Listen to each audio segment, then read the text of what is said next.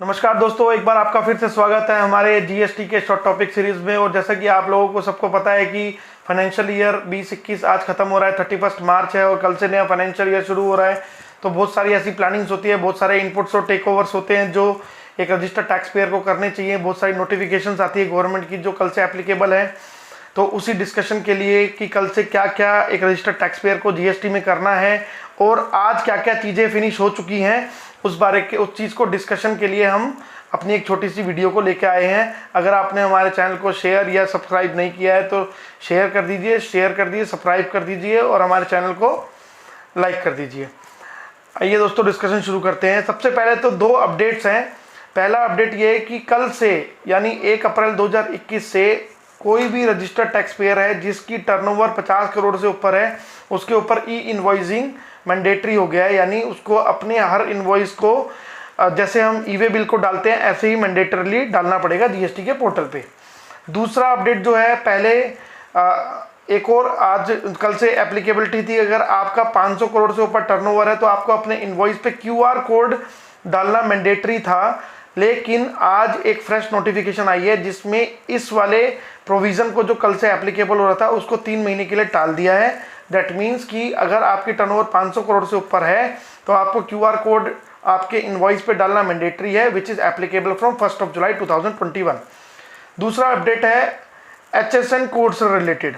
अभी तक पुराने प्रोविज़न में क्या होता था कि HSN कोड जो है, अगर आपकी टर्नओवर 2 करोड़ तक है तो आपको देने की रिक्वायरमेंट नहीं होती थी।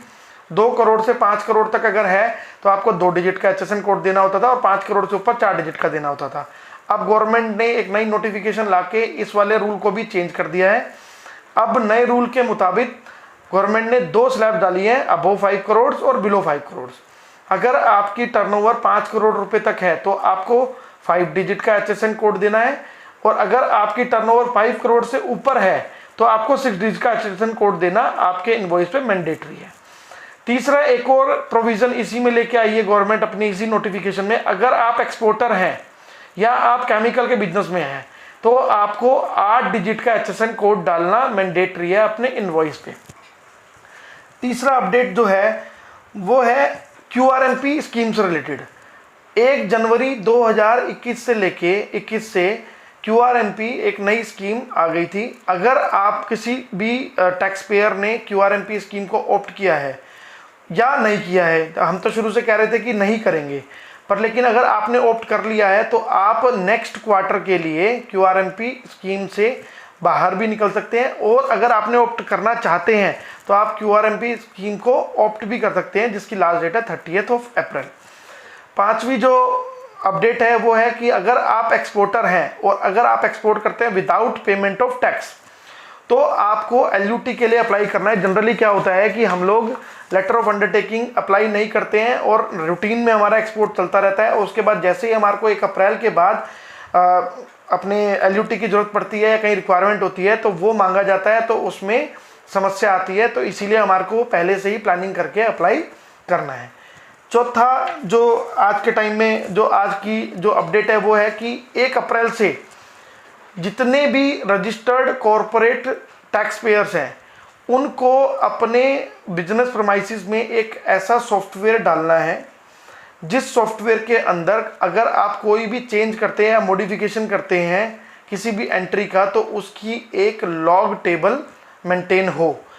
आपके लिए जो अगर आप कॉरपोरेट टैक्स पेयर हैं तो आपके लिए ये मैंडेटरी है कल से ही कि आप कोई भी अकाउंटिंग सॉफ्टवेयर यूज़ कर रहे हैं और अगर आपने उसके अंदर कोई भी चेंजेस करे हैं तो आपको उसके अंदर इस चीज़ को लॉग टेबल को, जो भी मॉडिफिकेशन वाली लॉग टेबल है वो आपके सॉफ्टवेयर के अंदर होना चाहिए। अगर वो नहीं होगा तो वो अकाउंटिंग सॉफ्टवेयर आपके लिए एप्लीकेबल नहीं है।